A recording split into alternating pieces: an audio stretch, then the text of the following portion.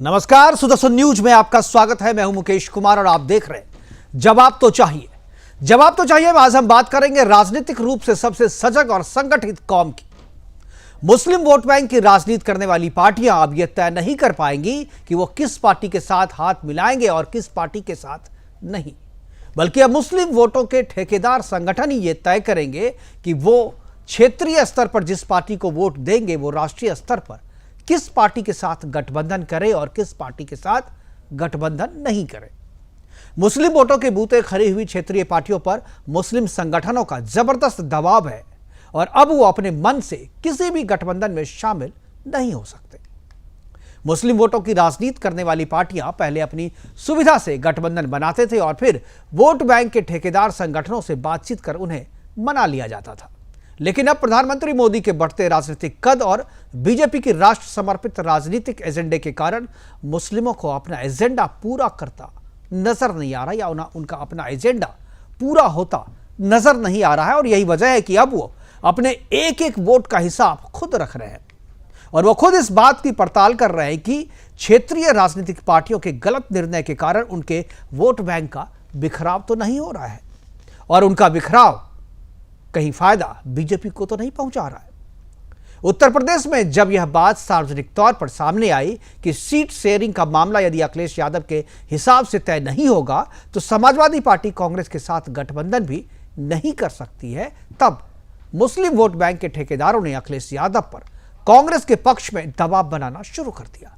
करीब 1 दर्जन से ज्यादा छोटे बड़े सभी मुस्लिम संगठनों ने नेता या उन्होंने चिट्ठी लिखकर, नेताओं ने फोन पर और पत्र लिखकर, कुछ लोगों ने अखिलेश यादव पर गठबंधन के साथ गठबंधन करने के लिए दबाव बनाया। मरकजी उलेमा काउंसिल ऑफ इंडिया के मुस्लिम जमात ने पत्र लिखकर अखिलेश यादव को केवल गठबंधन करने के लिए दबाव ही नहीं बनाया बल्कि पिछले चुनाव में बीजेपी को चोर दरवाजे से मदद करने और उनकी जीत पक्की कराने के लिए भी जिम्मेदार ठहराया। जब तक बीजेपी सत्ता में नहीं थी, विपक्ष में थी और कमजोर थी, तब तक मुस्लिम वोटों के रहनुमा भी अपने वोटों को इतनी गंभीरता से हिसाब नहीं रखते थे, क्योंकि बीजेपी के अलावा कोई भी पार्टी सत्ता में हो, उनके गजवाए हिंद का हिडन एजेंडा चलता रहता था, आगे बढ़ता रहता था। बीजेपी के सत्ता में आने के बाद से जिस तरीके से जिहादियों और राष्ट्र विरोधियों के खिलाफ उत्तर प्रदेश, उत्तराखंड, बिहार और देश के दूसरे हिस्सों में कार्रवाई हो रही है, जिस तरीके से सरकारी एजेंसियां पीएफआई जैसे संगठनों के राष्ट्र विरोधी एजेंडे और 2047 तक भारत को इस्लामिक स्टेट बनाने के ब्लूप्रिंट का खुलासा कर रही है, वह बताता है कि मुस्लिम संगठन देश के हर मुसलमान वोट का इस्तेमाल गजवाए हिंद के एजेंडे को पूरा करने के लिए करना चाहता है और इसके लिए वह किसी भी हालत में अपने वोट बैंक का बिखराव होने नहीं देना चाहता, जिसका राजनीतिक फायदा बीजेपी को मिले। दरअसल अखिलेश यादव को कांग्रेस के साथ गठबंधन करने के लिए मुस्लिम संगठनों का दबाव बनाने के पीछे बीजेपी के प्रति उनकी नफरत और डर दोनों को दर्शाता है। इन मुस्लिम संगठनों को वैसे राष्ट्रवादी मुस्लिम से भी परहेज है, वैसे राष्ट्रवादी मुस्लिमों से भी समस्या है जो बीजेपी के राष्ट्रवादी एजेंडे के साथ खड़े होते हैं। आज अपने प्रोग्राम में हम चर्चा करेंगे कि क्या बीजेपी और मोदी को सत्ता से हटाने के लिए मुस्लिम वोट बैंक के ठेकेदार किसी भी हद तक जा सकते हैं? क्या मुस्लिम संगठनों द्वारा सपा पर कांग्रेस के साथ गठबंधन करने का दबाव बनाने के पीछे बीजेपी का डर है? और क्या इन मुस्लिम संगठनों के पीछे ग्लोबल टूल किट सक्रिय है जो किसी भी हाल में गजवाए हिंद के एजेंडे को पूरा करना चाहती है? करेंगे चर्चा और चर्चा को आगे बढ़ाने के लिए हमारे साथ कुछ मेहमान होंगे, उनसे मैं आपका परिचय करवाऊंगा। लेकिन पहले एक रिपोर्ट हमने तैयार की है इस पूरे मामले पे, उस रिपोर्ट को देखते हैं, उसके बाद मेहमानों से परिचय करवाएंगे और फिर चर्चा की शुरुआत करेंगे।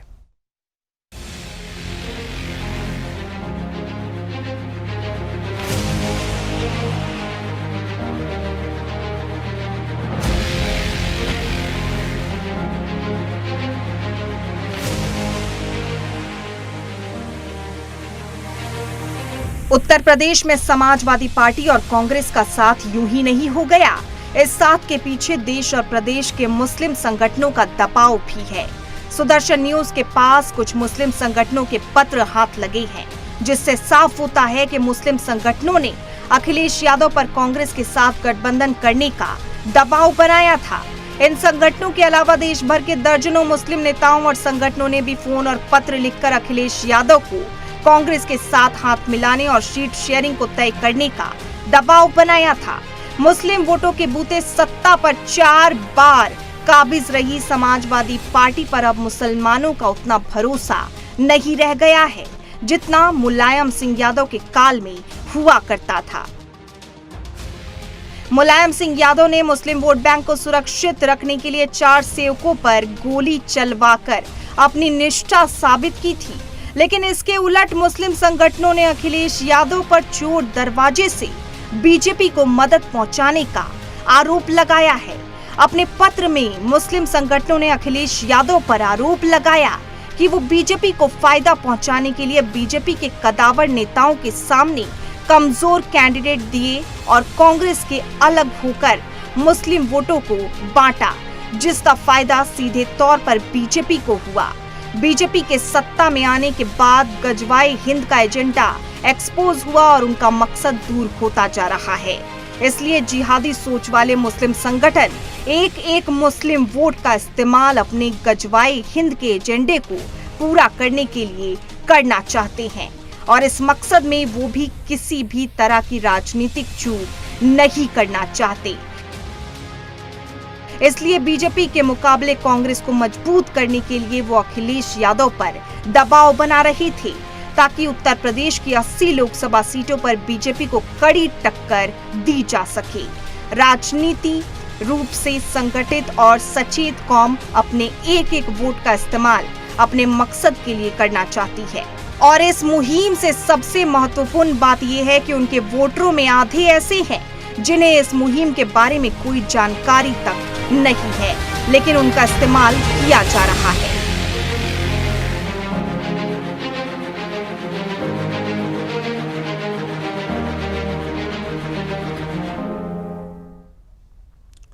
तो राजनीतिक रूप से संगठित और सचेत कौम जो है वो अपने एक एक वोटों का हिसाब रखना चाहती है और वो जानना चाहती है कि कहीं हमारे वोट बैंक का बिखराव बीजेपी को फायदा तो नहीं पहुंचा रही है। करेंगे चर्चा और चर्चा को आगे बढ़ाने के लिए हमारे साथ कुछ मेहमान जुड़ गए, उनसे मैं आपका परिचय करा दूं। अशोक यादव जी हमारे साथ हैं, समाजवादी पार्टी के प्रवक्ता के तौर पे। इसके अलावा रमाकांत मिश्रा जी हैं जो बीजेपी के प्रवक्ता है। और मौलाना मसूद जाकिर है, अध्यक्ष है मरकजी उलेमा काउंसिल के और कांग्रेस के साथ भी जुड़े हुए, कांग्रेस के प्रवक्ता भी है, अल्पसंख्यक मोर्चा के से जुड़े हुए भी हैं। करेंगे चर्चा की शुरुआत और चर्चा की शुरुआत में मरकजी उलेमा काउंसिल के जो अध्यक्ष हैं मौलाना मोहम्मद जाकिर साहब, उसी से करना चाहूँगा उन्हीं से कि मौलाना साहब, आपने पत्र लिखा है और आपके जैसे और भी बहुत सारे संगठन हैं जिन्होंने समाजवादी पार्टी को पत्र लिख करके चेताया है और ये एक तरीके से आपने आरोप लगाया है समाजवादी पार्टी पर कि वो चोर दरवाजे से या पीछे के दरवाजे से बीजेपी को समर्थन कर रही है या बीजेपी को फायदा पहुंचाने वाले फैसले कर रही है।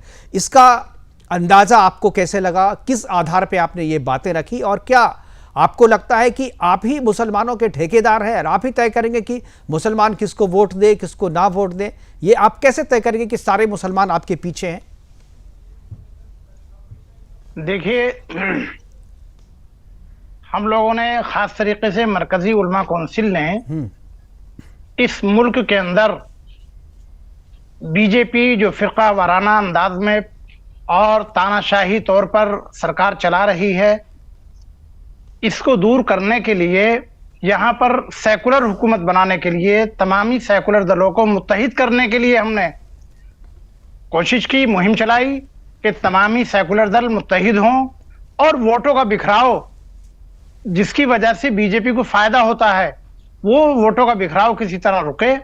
उस मुहिम में हम लोगों ने माननीय अखिलेश यादव जी को भी पत्र लिखा और भी तमाम पार्टियों के नेताओं को हमने पत्र लिखा कि आप लोगों को ऐसे टाइम पर मुत्तहिद होना चाहिए और मुत्तहिद होकर तमाम सेकुलर शक्तियों को मुत्तहिद होकर के इस मुल्क के अंदर फिरका वाराना तानाशाही हुकूमत को खत्म करना चाहिए।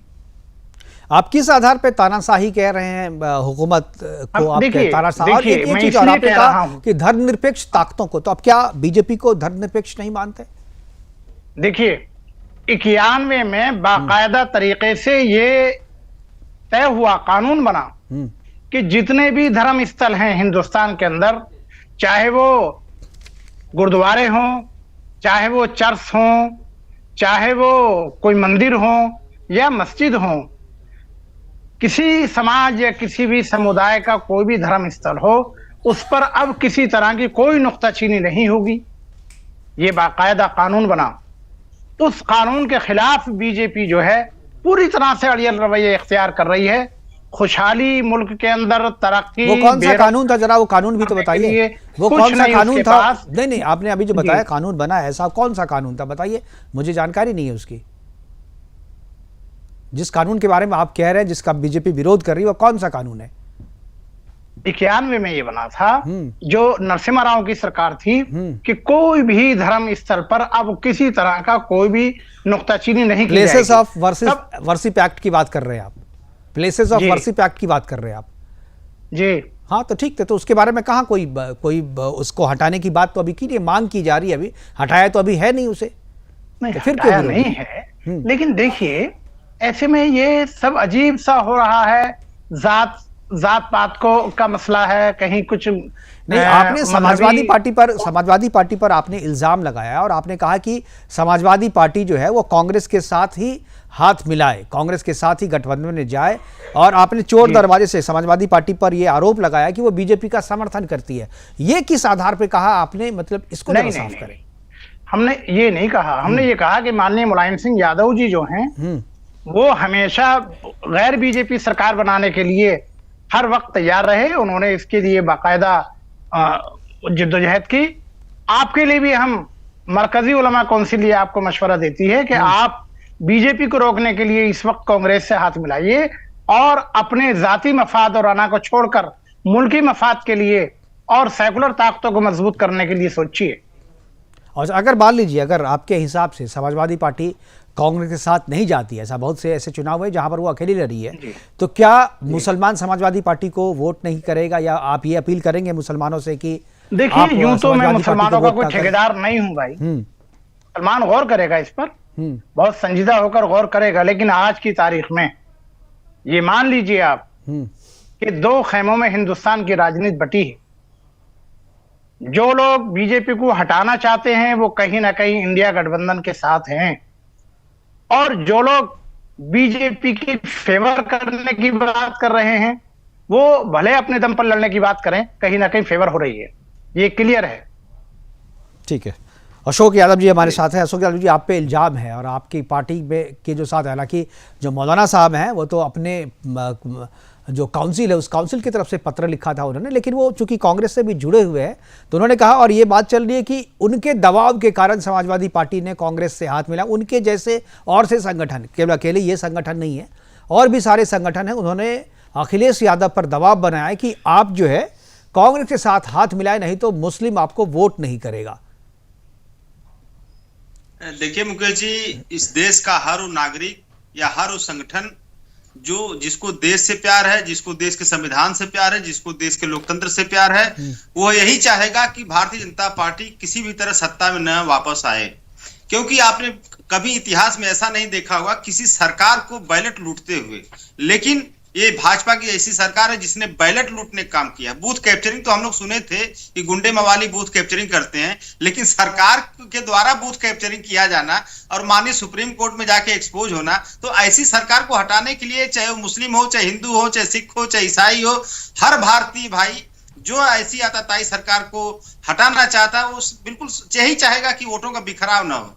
रह गई बात जिस तरह से आप टारगेट कर रहे हैं कि फला धर्म के लोग, तो ऐसे इस तरह की क्यों आप लोग हिंदू मुस्लिम की बात करते हैं? क्योंकि देश की आजादी में वीर अब्दुल हमीद के योगदान को देश नहीं भुला सकता, अशफाक उल्लाह खां के योगदान को देश नहीं भुला सकता, एपीजे अब्दुल कलाम साहब के योगदान को देश नहीं भुला सकता। तो अशोक यादव जी, हम कहाँ भुला रहे हैं? हम भी तो उन्हें सलाम करते हैं, हम कहाँ बुला रहे हैं? हम कौन कह रहा है कि हम अब्दुल कलाम को नहीं मानते, वीर हमीद को नहीं मानते? कौन कह रहा है? अभी तभी हमने इंटरव्यू में भी ये बात कही कि आधे से ज़्यादा मुसलमान ये नहीं जानते हैं कि उनका इस्तेमाल जो है कट्टरपंथी लोग कर रहे हैं और गजवाए हिंद के एजेंडे में उनको शामिल कर रहे हैं, लेकिन उनको पता नहीं है।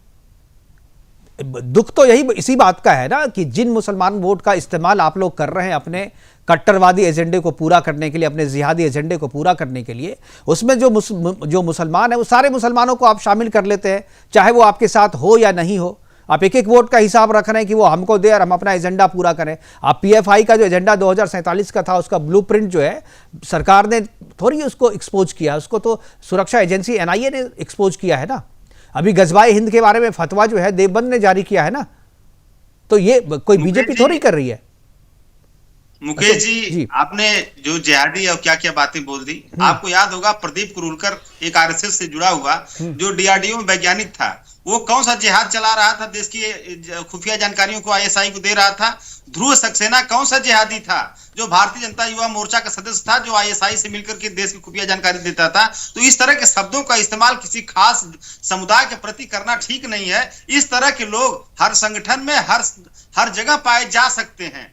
और रह गई बात जो आपने कहा कि फला लोगों ने अखिलेश यादव जी के ऊपर दबाव बनाया, देखिए दबाव नहीं, हर आदमी एक प्यार मोहब्बत में एक सलाह देता है, वो सलाह इसलिए देता है कि ये जैसी सरकार है जो गारंटी के नाम पे कहती है कि हमारी गारंटी है, और वो गारंटी किसकी गारंटी मुकेश जी? झूठ की गारंटी है, किसानों के ऊपर बम गिराने की गारंटी है, जवानों का पेपर लीक कराने की गारंटी है, इलेक्टोरल बॉन्ड के माध्यम से देश को लूटने की गारंटी है। बता रहे अशोक यादव जी, इसी गारंटी पे तो जनता, इसी गारंटी पे जनता उन्हें बार बार चुन के ला रही है, हर एक जगह से चुन के ला रही है। तो जो चीज आप लोगों को नहीं अच्छी लग रही है, जनता को तो सही लग रही है, जनता तो चुन के ला रही है। रमाकांत मिश्रा जी सुन रहे हैं आप लोग को, मुस्कुरा भी रहे हैं, जवाब देने के लिए तैयार है। रमाकांत जी, क्या लगता है? दो चीज़ें, मैं दो सवाल पूछूंगा। एक, जो जिस तरीके से समाजवादी पार्टी पे मुस्लिम संगठन दबाव डाल रहे हैं कि आप कांग्रेस के साथ ही जाइए ताकि मुसलमान वोट ना बटे, मुसलमान, ये बीजेपी के प्रति नफरत है या बीजेपी का डर है? किस तरीके से देखते हैं? मुकेश जी देखिए, एक हम लोग एक लाइन पढ़ते थे पहले, उसका मैं थोड़ा सा यहाँ पर मैं मजमून आपके सामने रखता हूँ। तनज्जुल की हद देखना चाहता हूँ कि शायद वही हो तरक्की का जीना। एक ये शब्द हमने पढ़ा था, बहुत दिन पहले की बात है, एक उर्दू के बहुत बड़े जानकार थे, उन्होंने कहा था इस चीज को। अब देखिए यहाँ पर क्या है, कांग्रेस और समाजवादी पार्टी का जिस तरह से गठबंधन हुआ है, ये कहीं ना कहीं इनको, इस पार्टी को रसातल में, धरातल में ले जाने का काम करेगी। अब उसकी वजह क्या है बता देता हूँ। देखिए, इनका जनाधार बढ़ा है या नहीं बढ़ा है मुझे नहीं समझ में आ रहा है, जो ये तो खुद ही इस चीज का आकलन करेंगे।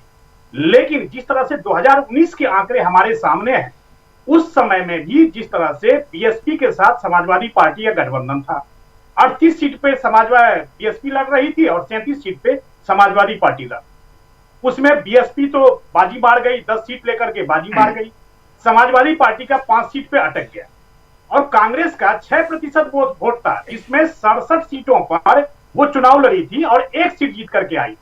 बहुत अच्छा समीकरण है, बहुत अच्छा। आप हिंदू मुस्लिम करिए, आप मुसलमानों का ठेकेदार बन जाइए, बहुत अच्छी बात है, हमें कोई दिक्कत नहीं है। मैं अशोक जी से भी आग्रह करूंगा और अपने मित्र से भी आग्रह करूंगा, ऐसे ही लेटर लिखते रहिए, ऐसे ही सब कुछ करते रहिए। लेकिन एक चीज जरूर बता देता हूं, जो ये हिंदू मुस्लिम और मुस्लिम के जो ठेकेदार आप बन रहे हैं, ये कहीं ना कहीं आपको, आपकी पार्टी को कहीं ना कहीं रसातल और धरातल में ले जाने का काम करेगी। मुस्लिम और हिंदू कभी भाजपा ने नहीं किया।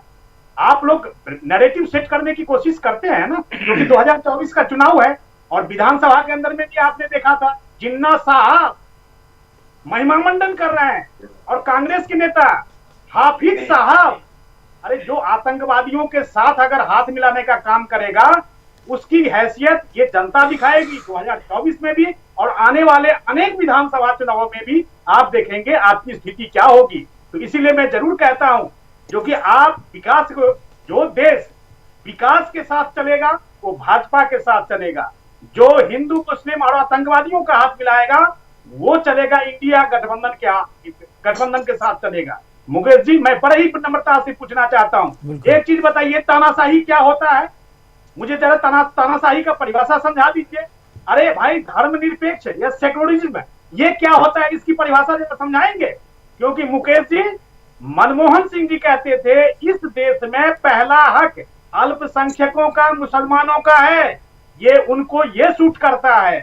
इसलिए मैं कहता हूं, गरीब, किसान, युवा और महिला, हमारे देश में केवल 4 जातियां हैं, और इसी 4 जाति को लेकर के हम 2024 के चुनाव में भी जाएंगे और आगे आने वाले विधानसभा चुनाव में भी जाएंगे, क्योंकि भारत को हमें विश्व गुरु बनाना है। तो निश्चित तौर पर इन 4 चीजों को जरूर आगे रखना पड़ेगा। बिल्कुल, इन 4 चीजों का। मौलाना जाकिर जी के पास, जाकिर साहब, क्यों आपको लगता है कि जाकिर साहब, क्यों आपको लगता है कि बीजेपी आपकी दुश्मन है और बीजेपी को आप लोग रिजेक्ट करते हैं, या बीजेपी से जो नफरत है आपकी वो किस आधार पे है? आप क्यों चाहते हैं कि मुस्लिम एकत्रित होकर के एक साथ मुस्लिम बीजेपी के खिलाफ वोट करें, बीजेपी के खिलाफ एकजुट हो, गोलबंद हो? क्यों ऐसा चाहते हैं? कौन सी ऐसी बात है? जबकि बीजेपी तो अभी बहुत सारे अभियान मुसलमानों को अट्रैक्ट करने के लिए चला रही है, लेकिन आप लोग को समझ नहीं आ रहा। भाई मुकेश जी, हमें नहीं लगता, लेकिन आज किसान दुखी है। दिल्ली में बेचारे किसान पिट रहे हैं, उनकी कोई सुनने वाला नहीं। ठीक है, किसानों की बात किसानों से कर लेंगे सर। मैं आपकी बात कर रहा हूँ, आप मरकज चलाते हैं, मैं आपसे मुसलमानों की बात करता हूँ, आपके कौम की बात करता हूँ, आपके समाज की बात करता हूँ। किसानों की बात किसानों से करेंगे। आप लोगों के दिल में इतनी नफरत क्यों है बीजेपी के प्रति? क्या कर दिया बीजेपी ने आपका, ये बताइए जरा। या मोदी जी ने क्या बिगाड़ दिया आपका, जो आप कहते हैं कि नहीं भाई एकजुट हो जाओ, अपना बीजेपी को हराना है? देखिए, आज के हालात में इस वक्त बीजेपी ने इस मुल्क की तरक्की के लिए, खुशहाली के लिए, मुल्क को जैसे ये कहते हैं कि सबका विकास, सबका साथ, ये सब एक प्रोपेगेंडा है, एक झूठ है। अगर प्रोपेगेंडा ये झूठ नहीं होता तो जी आऊंगा रमाकांत जी, आऊंगा। हाँ जी, कुछ करके दिखाते। ऐसा हुआ नहीं है, बल्कि यहाँ तो नफरत वाली राजनीति की गई है। 10वें नंबर से 5वें नंबर पर हमारी इकोनॉमी आ गई सर। अब क्या चाहते हैं आप? अब मोदी जी कह रहे हैं हम तीसरे नंबर पे आ जाएंगे तीसरे टर्म में। अब क्या चाहते हैं आप? भारत के तिरंगा चांद पे लहरा रहा है, मंगल मिशन पे हम जा रहे हैं। अब आपको क्या चाहिए? आप बताइए ना, मुझे ये चाहिए था, ये बीजेपी ने नहीं दिया। बीजेपी को इस टारगेट पे पहुंचना था, बीजेपी इस टारगेट पे नहीं पहुंच पाई। आप लोग जो विरोध करते हैं, विरोध का कोई पॉइंटेड एजेंडा नहीं होता, सिर्फ कहते हैं काम नहीं किया। क्या काम नहीं किया तो वो आप बता नहीं पाते हैं। कौन सा काम ऐसा है बीजेपी को करना था, मोदी सरकार को करना था और नहीं कर पाई? यहाँ पर नफरत को खत्म करना सबसे बड़ी चीज है। यहाँ पर भाईचारे को कायम करना। नफरत तो आपकी तरफ से है ना मौलाना साहब? नहीं, नफरत हमारी तरफ से नहीं है। नफरत तो पैदा की जा रही है। यहाँ पर ना हिंदू मुसलमान से लड़ना चाहता है, ना मुसलमान हिंदू से लड़ना चाहता है, ना अगले पिछड़ों से लड़ना चाहते हैं। सब में भाईचारा है, लेकिन बाकायदा बीजेपी के एजेंडे के मुताबिक बीजेपी लड़ाना चाहती है, जिससे हम लोगों को इस बात से तकलीफ होती है कि मुल्क की आजादी रमाकांत जी बात करेंगे। बीजेपी लड़ाना चाहती है, क्यों लड़ाना चाहती है? नहीं, मैं आप अपने मित्र से मैं पूछना चाहता हूँ, एक चीज बताइए, भाजपा कहाँ लड़ाना चाहती है? कुछ आधार तो होगा, कुछ आधार तो लेकर के आप यहाँ पर बैठे होंगे चैनल पे, या केवल भाजपा लड़ाना चाहती है? क्या लड़ाना चाहती है? कुछ मुझे बताओ तो सही भाई, मैं समझूंगा तो सही। यहाँ सचमुच में सुधार करने की जरूरत है। बताइए, बीजेपी लड़वाना चाहती है मौलाना साहब, बीजेपी जाकिर साहब, बीजेपी लड़वाना चाहती है या बीजेपी जो हिडन एजेंडा है, टूल किट का जो हिडन एजेंडा है गजवाए हिंद का, उसे एक्सपोज करना चाहती है या उसे एक्सपोज कर रही है? ये नफरत की वजह है, ये डर की वजह है, या आपको सही लगता? मुझे तो कहीं कुछ लगा नहीं यार किसी को। मुझे अशोक यादव जी से पूछूंगा। अशोक यादव जी, क्या आपको लगता है कि बीजेपी से नफरत क्यों करती है जो मुझे कौम खास तौर पे जो है वो बीजेपी से नफरत क्यों करती है? क्यों वो गोलबंद होकर के अपने वोटों का बिखराव रोकना चाहती है ताकि बीजेपी को फायदा ना हो जाए, और इसीलिए सपा पे भी दबाव डालती है? मुकेश जी, मुझे लगता है कि शब्दों का चयन थोड़ा सा आपको दूसरे तरह से करना चाहिए। नफरत नहीं है। हाँ। ये सिर्फ राजनीतिक विरोध है। कोई किसी का दुश्मन नहीं होता राजनीति में, बस एक राजनीतिक विरोध होता है और वो मुद्दों के आधारित विरोध होता है। भारतीय जनता पार्टी और कोई भी दल हो, भारतीय जनता पार्टी हमारी दुश्मन थोड़ी है, हमारी राजनीतिक विरोधी है।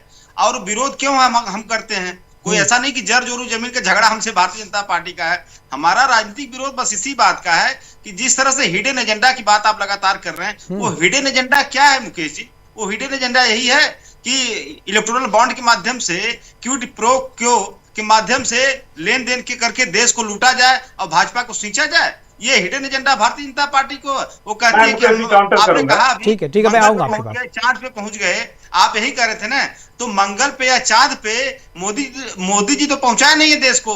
ये तो हमारे इसरो के वैज्ञानिकों की कड़ी मेहनत से देश का नाम रोशन हुआ है। और मोदी जी तो कहते थे रडार जो बादलों में नहीं काम करता है। तो ऐसे अवैज्ञानिक सोच वाले व्यक्ति को आप कह रहे हैं मोदी जी ने चांद पे पहुंचा दिया, मंगल पे पहुंचा दिया।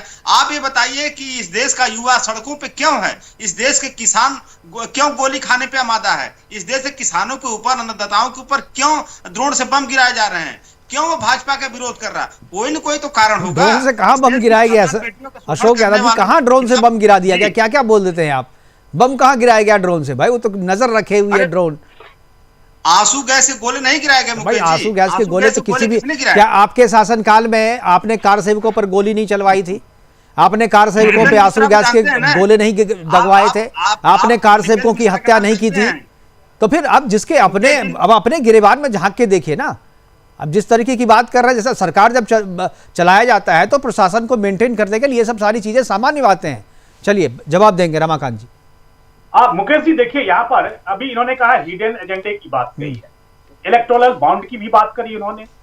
मैं कहता हूं जब इलेक्टोरल बॉन्ड आया था उस समय में क्या समाजवादी पार्टी ने क्या लिखित में कहीं पर कुछ लिखा जो कि नहीं मैं इलेक्टोरल बॉन्ड से कोई चंदा नहीं लूंगा?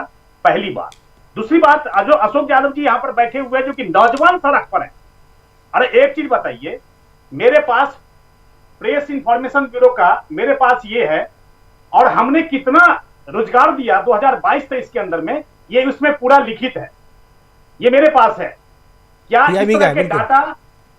इस तरह के डाटा क्या आपके पास हैं अशोक यादव जी? आप तो बैठे हुए हैं ना यहाँ पर, आप तो चैनल पर बैठे हुए हैं, आप मुझे बता दीजिए 2022 ये वेबसाइट है, पीआईबी की वेबसाइट पे है, कोई भी ले सकता है। बिल्कुल जी, बिल्कुल है सर, मैं बता रहा हूँ, मेरे पास तो डाटा है सारा। और मैं कह रहा हूं अशोक यादव जी जब बैठते हैं यहाँ पर और ये कहते हैं जो कि सरकार ने कोई काम नहीं किया और नौजवान सड़क पर है, तो मुझे बता दीजिए भाई, जो इस सरकार ने 2022-23 के अंदर में और 23-24 के अंदर में कितने रोजगार दिए? क्या आप दे सकते हैं डाटा? यही चीज है, ये नैरेटिव सेट करने का जो काम है ना अशोक यादव जी आप लोगों के पास, ये बहुत गलत है। और देश को भरमाने की जो आप कोशिश कर रहे हैं ना, ये देश की जनता बहुत समझदार है और ऐसे ऐसे रिपोर्ट उनके पास है। इसीलिए आप लोगों को 2019 में भी उसी तरह से आपको 5 सीट पर उन्होंने समेट दिया और इस बार जिस तरह से कांग्रेस के साथ आपने हाथ मिलाया है उसके बाद भी आप देखेंगे जो किस तरह से आप सिमट जाते हैं। इसीलिए मैं कहता हूं जो कि नैरेटिव सेट करने की कोशिश नहीं करिए, देश के विकास में भागीदार बनिए, ये मेरा आग्रह है। जी अशोक जी जवाब दे रहे थे कुछ। जी देखिए मेरे पास भी डेटा है। देखिए मुकेश जी, मैं कभी भी फर्जी नहीं बैठता हूँ चैनल पे, मैं बाकायदे डेटा लेके बैठता हूँ जी। और ये डेटा जानते हैं क्या, मैं पढ़ के बता दे रहा हूँ। डेटा नहीं है सर, ये आपके अखबार की कटिंग है। अरे भाई अखबार की कटिंग है भाई जी, ये अखबार की कटिंग है। ठीक है, उनको बोलने दीजिए साहब। रमाकांत जी उनको बोलने दीजिए। रमाकांत जी उनको बोलने दीजिए। जी बोलिए अशोक जी। ये इंडियन एक्सप्रेस का है, 7 अगस्त 2023 की रिपोर्ट है। Under PMJAY RS 6.9 crore paid for treatment of dead patient, CAG की रिपोर्ट है। मरे हुए मरीजों के नाम पे इलाज चल रहा है। रमाकांत जी, कहां सरकार सो रही है? एक और डेटा मेरे पास है। देखिए 2020 में हमारी जो सेनाएं थी, चाइना से जब हमारा टकराव हुआ तो 65 में से 26 पेट्रोलिंग पॉइंट पे हम क्यों नहीं जा पा रहे हैं? हमारी हजारों मील भूमि आप चाइना के हाथों क्यों छोड़े हुए हैं? क्यों बफर जोन बनाए हुए हैं? आप तो कहते थे ना चाइना को लाल आंख दिखाने की जरूरत है। हमारा 56 इंच का सीना है, तो हमारे पास जो हमारी पेट्रोलिंग पॉइंट्स थी उसको वापस कौन लाएगा? आप 65 में से 26 पेट्रोलिंग पॉइंट पे कब हमारे देश की सेनाएं गश्त करेंगी? आप बताइए इस बात को। और आप ये भी बताइए कि जिस तरह का आप डेटा लेके आए हैं, इलेक्टोरल बॉन्ड का डेटा क्यों नहीं सुप्रीम कोर्ट में दे देते कि फला फला कंपनियों ने हमको इतना चंदा दिया है? आप ये डेटा दिखा देते तो हम लोग बात करना बंद कर देते इस बात को। माननीय सुप्रीम कोर्ट, कोर्ट का मामला है, कोर्ट में दिखाया जाएगा, नहीं दिखाया जाएगा, कोर्ट का मामला है, कोर्ट में तय होगा। रमाकांत जी जवाब दे रहे हैं। रमाकांत जी देखिए मुकेश जी, जब मामला सब जुडिस हो तो उसके ऊपर में, कोर्ट के ऊपर में टिप्पणी करने की कहीं कोई जरूरत नहीं होती, क्योंकि आप लोग कोर्ट की अवमानना कर सकते हैं लेकिन भाजपा कभी भी कोर्ट का अवमानना नहीं करेगी। ये इस चीज को समझ लीजिए। न्यायालय के ऊपर में प्रश्न चिन्ह आप लगाएंगे। देखिए हमारी मंशा चाहे बॉन्ड को लेकर के हो, चाहे चाइना का कॉन्फ्लिक्ट हो, हमारी मंशा बिल्कुल साफ है और देश की आज कोई भी समस्या होगी उसमें हम लोग सबसे ज्यादा आगे भागीदार बनकर के सामने रहेंगे। लेकिन हमने कभी भी चीन के साथ अगर कॉन्फ्लिक्ट हुआ तो 56 इंच का जो सीना दिखाया था, मैं 58 इंच का सीना दिखाने के लिए तैयार हूं, क्योंकि चाहे चाइना हो चाहे पाकिस्तान हो, उसके सामने में हमने ना आज तक गिड़गिड़ाया। ये कांग्रेस की सरकार नहीं है अशोक जी, ये कांग्रेस की सरकार नहीं है जहां पर हमने जो है सो अक्साइड चीन हमने उनको दे दिया था। ये कांग्रेस की सरकार नहीं है, इसलिए कांग्रेस के साथ आप हाथ मिलाया आपने और आप इस चीज को समझिए और मंथन भी करिए क्योंकि समाजवादी पार्टी कहां खड़ी है। ठीक है, एक अशोक जी जवाब देना चाहेंगे या मैं फ्रेश क्वेश्चन करूं? मैं जवाब देना चाहूंगा। जी। देखिए, अभी हमारे मित्र रमाकांत जी इसका जवाब नहीं दे पाए कि हमारी जो 2020 की पूर्ववर्त स्थिति थी वो कब बहाल होगी। हम अभी मैंने डेटा के साथ बताया ना कि 65 में से 26 पेट्रोलिंग पॉइंट पे हमारे देश की सेनाएं नहीं जा पा रही। ये बताए ना सरकार उस पर क्या कदम उठा रही है और कब तक उसको वापस लाएंगे। ये चीज बता दें, ये बात खत्म हो जाए यहीं पे कि 56 इंच का सीना है कि 58 इंच का सीना है। ये बोलने से अच्छा उसको एक सरकार का बता दें, जवाब दे दें। और दूसरा जवाब ये देते हैं, आप आरटीआई लगा के भी पूछ सकते हैं ये बात। अगर आपको इतनी चिंता है तो आप सरकार से आरटीआई लगा के पूछ लीजिए अशोक जी, क्योंकि देखिए मुझे इसकी तकनीकी जानकारी नहीं है तो मैं उस पर कोई बात नहीं करूंगा, लेकिन मुझे लगता है कि अगर आपको इतनी चिंता है तो आरटीआई एक लगानी चाहिए। आप लोग, आपकी पार्टी को लगा करके पूछ लें, क्योंकि हमारे पास तो ये राइट है ना, आप पूछ सकते हैं उससे।